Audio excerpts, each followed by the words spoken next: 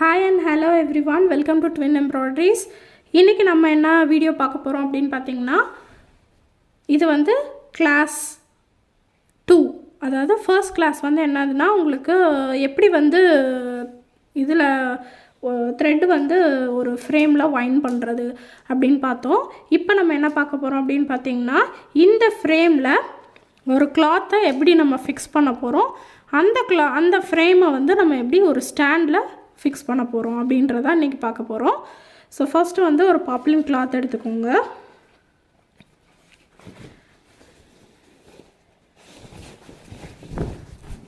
இந்த clothல நம்ம thread wind பண்ணி வச்சிருக்கோம்ல அந்த ஃப்ரேமை அடியில போட்டு ஏதாவது ஒரு கார்னர் நீங்க எந்த ஏரியால வர்க் பண்ண போறீங்களோ அந்த ஏரியால இந்த மாதிரி போட்டு வச்சுக்கோங்க. இதுக்கு அப்புறமா என்ன பண்றோம்னா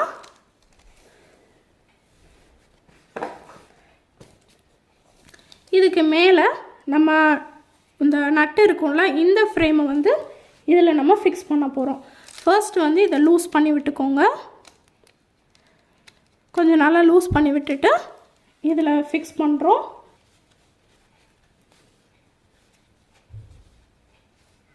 ஸோ இந்த மாதிரி நல்லா டைட்டாக வந்து ஃபிக்ஸ் பண்ணி விட்றோம்.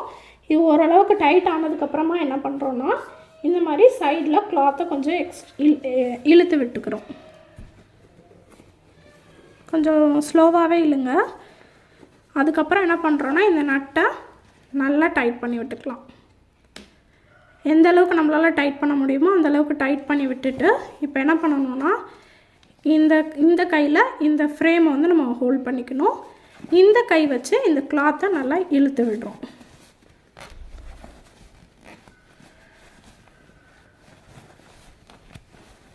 புரியுதா? சுற்றி வந்து இந்த மாதிரி இழுத்து விடுறோம். இந்த சுருக்கம் இருக்குது பார்த்தீங்களா, இந்த சுருக்கம் வந்து இல்லாத மாதிரி நம்ம இழுக்கணும். நல்லா ஸ்ட்ரெச் பண்ணி விட்டுக்கோங்க. ஸோ எந்த அளவுக்கு நம்ம டைட்டாக வந்து ஒரு கிளாத்தை வந்து ஃப்ரேமில் ஃபிக்ஸ் பண்ணுறோமோ அந்த அளவுக்கு நமக்கு ஒர்க் பண்ணுறதுக்கு ஈஸியாக இருக்கும்.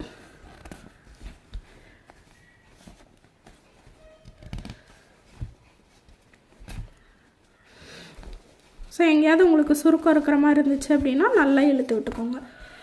இப்போ பார்த்தீங்கன்னா நம்ம கரெக்டாக ஃபிக்ஸ் பண்ணியிருக்கோமா அப்படின்னா எப்படி இருக்கும்னா இந்த மாதிரி சவுண்டு கேட்கும் உங்களுக்கு. இந்த மாதிரி டம் டம்னு உங்களுக்கு சவுண்ட் கேட்குதான்னு பார்த்துக்கோங்க. ஸோ இந்த அளவுக்கு இருந்துச்சு அப்படின்னாலே நமக்கு என்னென்னா நல்லா டைட்டாக ஃபிக்ஸ் ஆகிருக்குன்னு அர்த்தம். நல்லா டைட்டாக ஃபிக்ஸ் பண்ணி முடிச்சுட்டு இன்னும் ஏதாவது கொஞ்சம் டைட் பண்ண முடியுமான்னு பார்த்து ஃபுல் டைட் கொடுத்துருங்க இதில். ஸோ அவ்வளோதான், கிளாத் வந்து நம்ம ஃபிக்ஸ் பண்ணியாச்சு, ஃப்ரேமில் ஃபிக்ஸ் பண்ணியாச்சு பார்த்தீங்களா.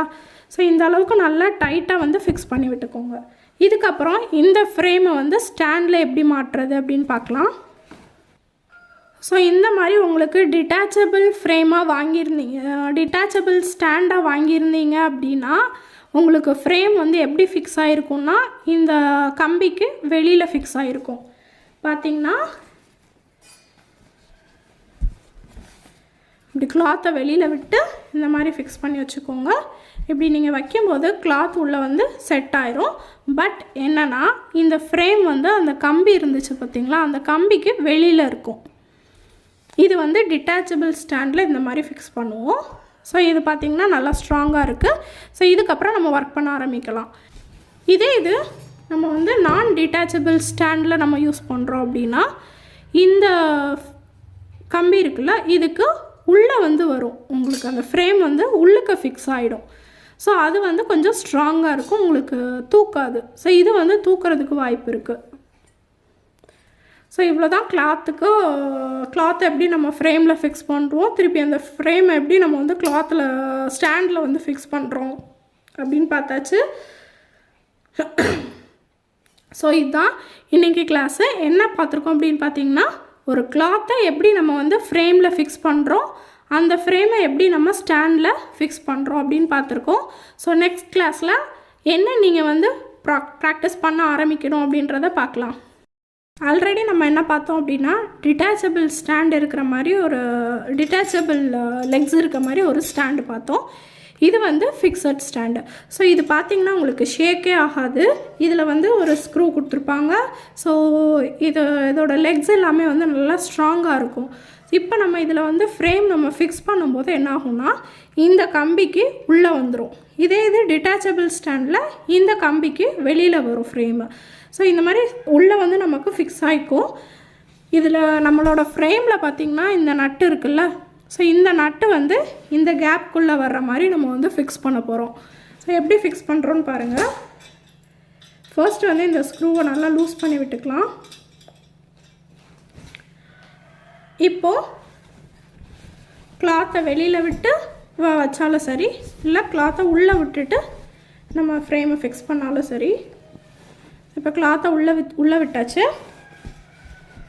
இதில் வந்து என்ன பண்ணுறோன்னா இந்த நட்டு வந்து இந்த கேப்குள்ளே வரணும். ஸோ காலை இந்த ஒரு கால் வச்சு நல்லா சப்போர்ட் கொடுத்து இந்த முட்டி இருக்குல்ல, முட்டியை வச்சு இந்த காலை நல்லா விரிச்சு விட்டிங்க அப்படின்னா உங்களுக்கு இந்த மாதிரி ஓப்பன் ஆகும். ஸோ இந்த இடத்துல இந்த ஃப்ரேமை வந்து நம்ம உள்ளே ஃபிக்ஸ் பண்ணுறோம். ஸோ இந்த இது வந்து இந்த கேப்குள்ளே வரணும்.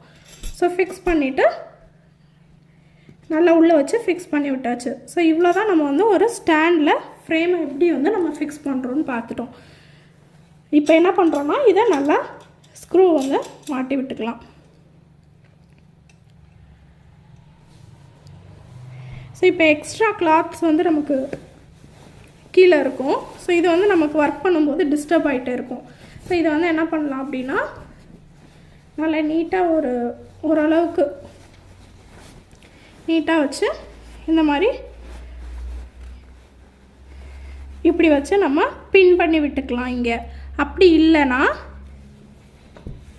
ஏதாச்சும் ஒரு லெக் இருக்கும்ல, ஸோ அந்த லெக்குக்கு கொண்டு வந்து இப்படியே சுற்றி விட்டுலாம். நல்லா சுற்றி விட்டு இந்த இடத்துல ஒரு பின்னை வந்து பண்ணி விட்டுக்கலாம்.